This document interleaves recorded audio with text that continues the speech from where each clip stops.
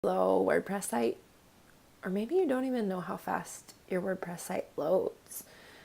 There's so many factors with internet service providers, device types, wireless connection, but you should still know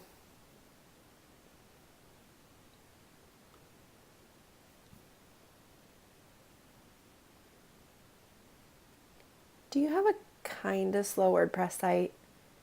Or maybe you don't even know how fast your WordPress site loads. And that's okay, because we're going to walk through it today. The reality is that there are so many factors that play into how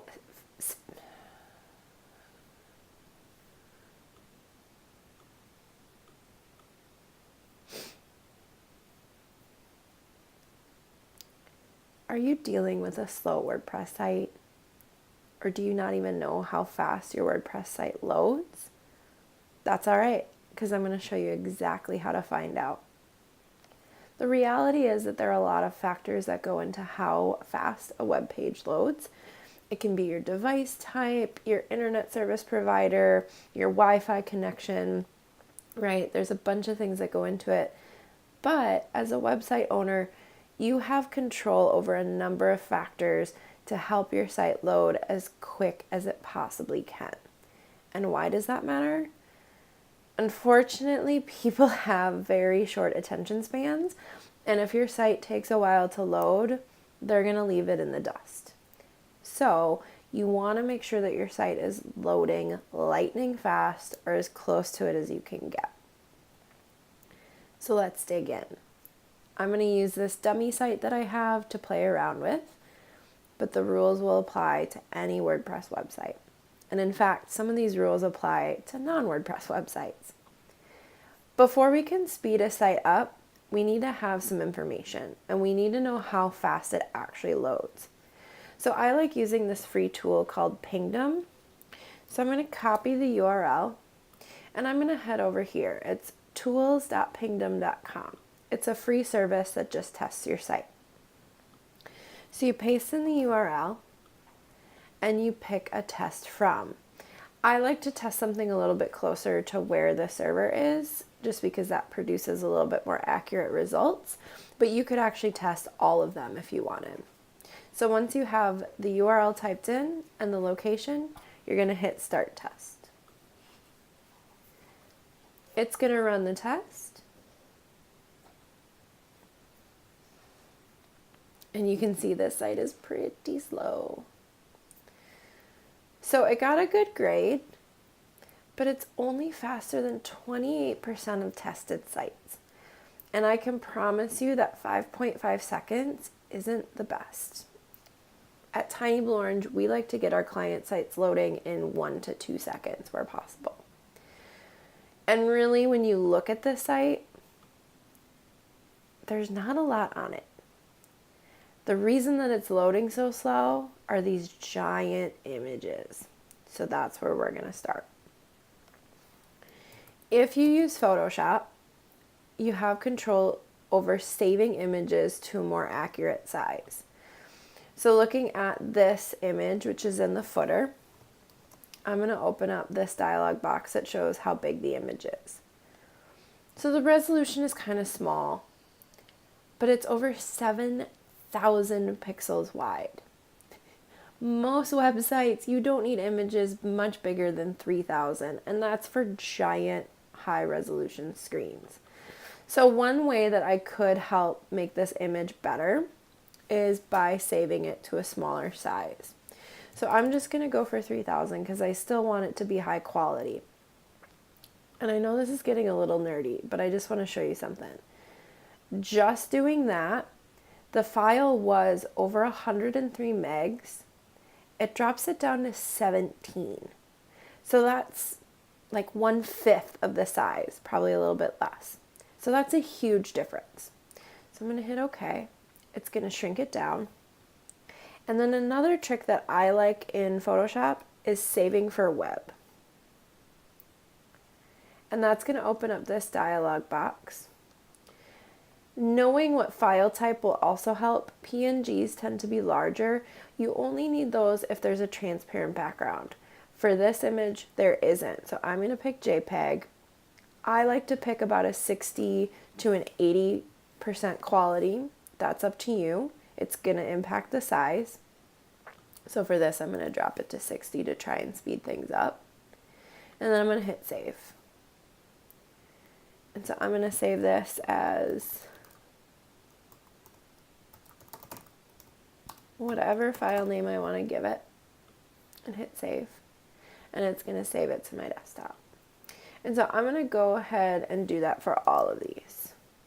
This one, it's reasonable and it's only 3 meg, so I'm going to leave that. But I know this is a huge file as well. This one's over 8,000 pixels wide. So we're going from 192 megs to 25. So big, big difference. And again, I'm going to save for web. Again, I'm going to pick JPEG. Again, I'm going to save. And I'm going to make this dialog box fit so you can actually see it. There we go.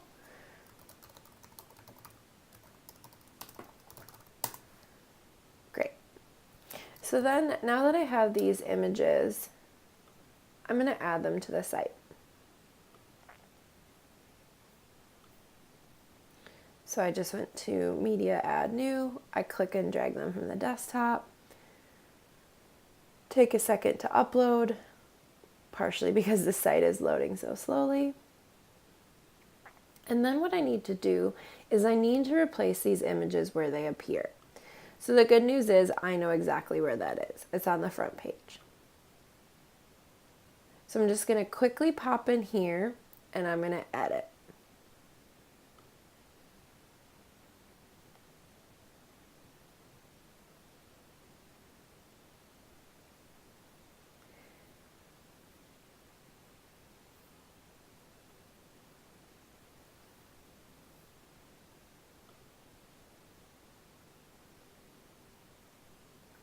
I'm going to pick the new image.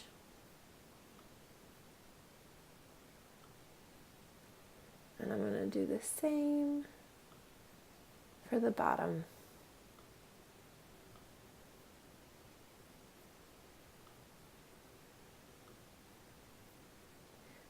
Update.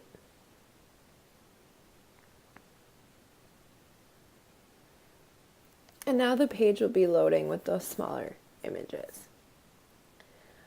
While I'm in here, I'm going to delete the versions that were way too big. The reason that I'm going to do that is because they're still taking up space on my site. And I want to make sure that they don't slow things down. So now, when I refresh, I can make sure everything still loads. So out of curiosity, let's run another test. So the URL is still the same. We're going to test from New York again. And remember, we had 5.54 seconds.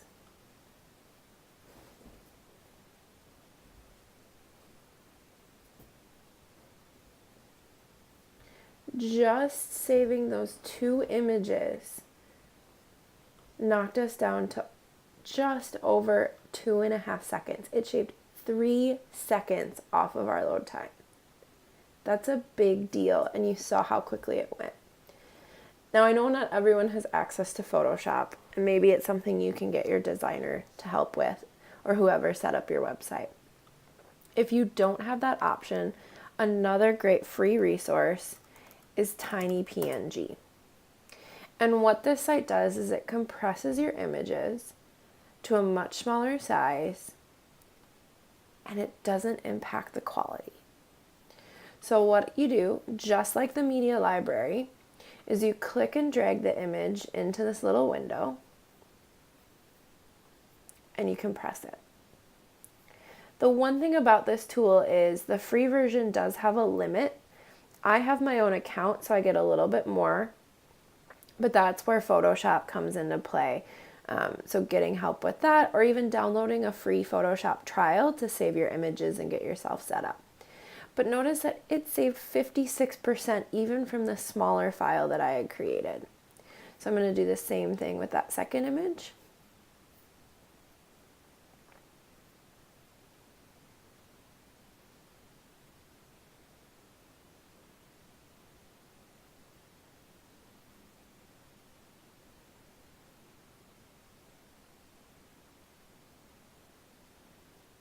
and that one saved 49%. This is awesome. So I'm going to download both of these.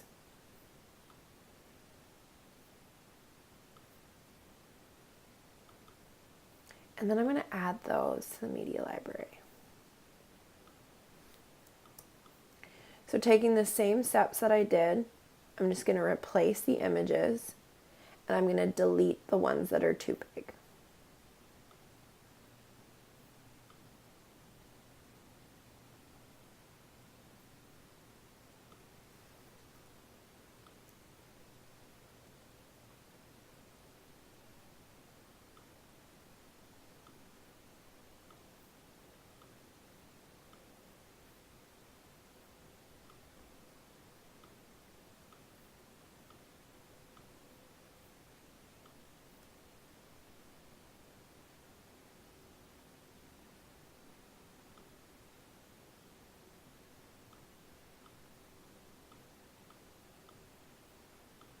And just out of curiosity, I'm going to run another test.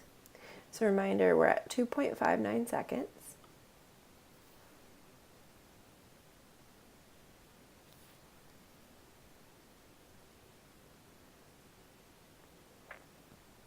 All right.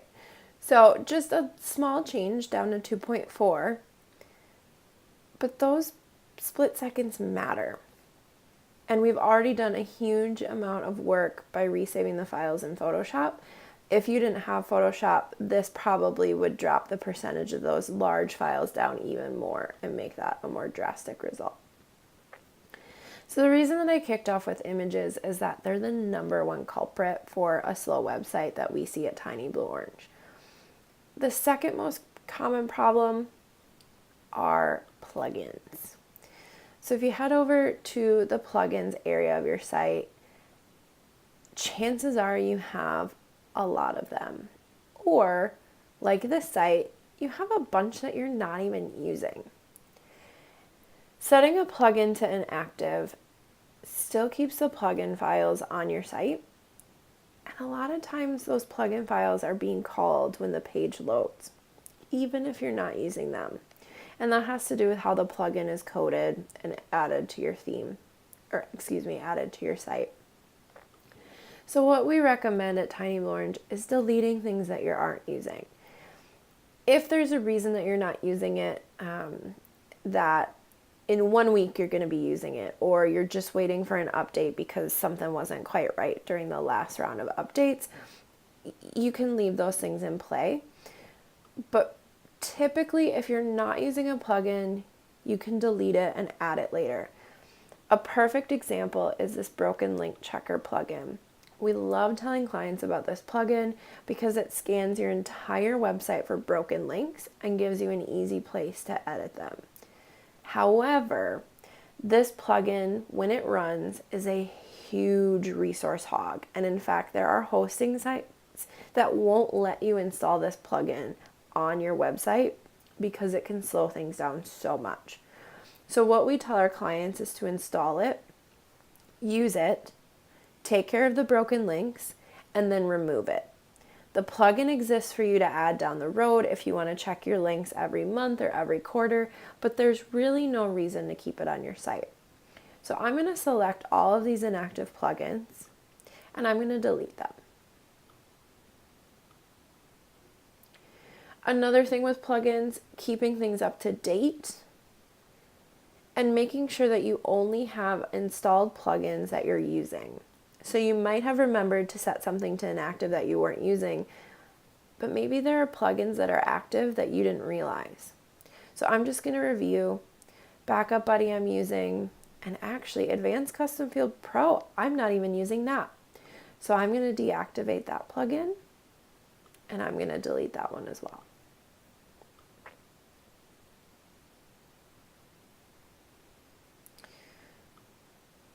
So I'm going to reload and just make sure, and you'll notice how much faster it's loading. So again, just for good measure, let's run another test. You don't necessarily have to run a test after each change, but I'm kind of a data nerd, so I like doing this. I like knowing what's producing the most results.